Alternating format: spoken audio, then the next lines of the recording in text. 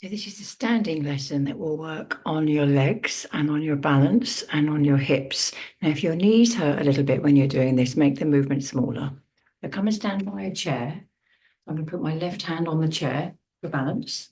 And my right leg is going to be forward, just a little bit, not too far forward. You don't want it to be too far away or too far in front of you.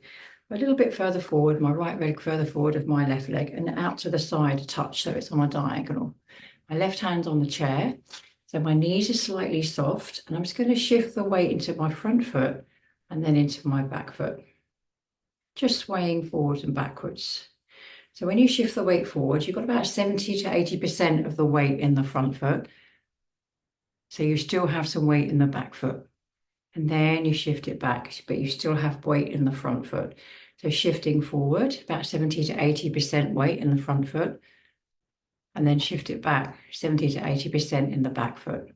So staying upright, forwards, backwards, forwards, and backwards. Don't hold your breath and relax your jaw.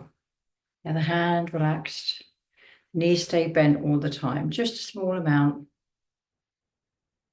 Make the movement smaller if your knees are complaining.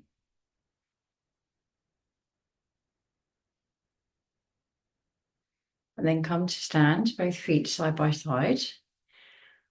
Now turn around, put the other hand, right hand on the chair, and put your left foot forward. So I'm going to turn my chair around so I can still see what I'm doing. So now the left foot is forward. So right hand on the chair, left foot forward, right foot back. And you've got a bit of a gap between them. And this left leg's out to the side a little bit. Bend your knees, shift forward and back. Forwards and back. So the knees stay bent. Keep the chest lifted upright and keep your eyes on the horizon. So a lot of us tend to do this by moving the body up and down, and we don't get much movement in the legs.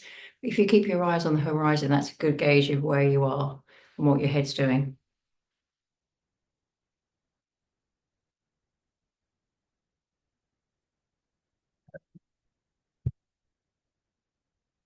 And then come back and rest. Have a little walk around if you want to. I'm just sat down so I can see you. So I'm back here talking to you. Have a little walk around the room, taking it slow and steady, and just see how that feels for you with your walking and in your legs. So if you practice that a couple of times a day, over the space of a few days, you'll start to feel that when you are actually you're going out for the afternoon for a walk, or you're having a little morning wander, or you're taking the dog out, or the kids out, or just taking yourself out. Really, you don't need an excuse. You just want to go for a walk just to go and get some fresh air and look at the trees and feel the wind on your face or the rain on your face. And just notice how that feels now in your hips, in your legs, and in the balance. Happy practicing.